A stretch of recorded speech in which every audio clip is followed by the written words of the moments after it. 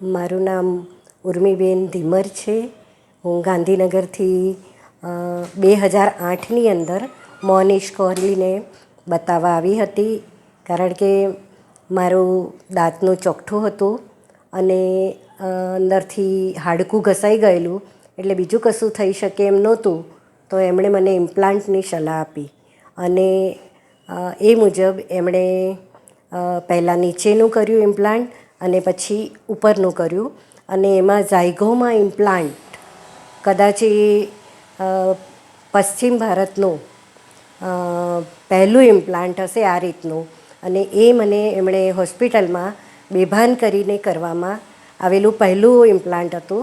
અને આજે વચ્ચે હું બતાવવા ના આવી શકી, બિકોઝ કોવિડ હતું અને મારી ટ્રાન્સફર તાપી બાજુ થઈ ગઈ.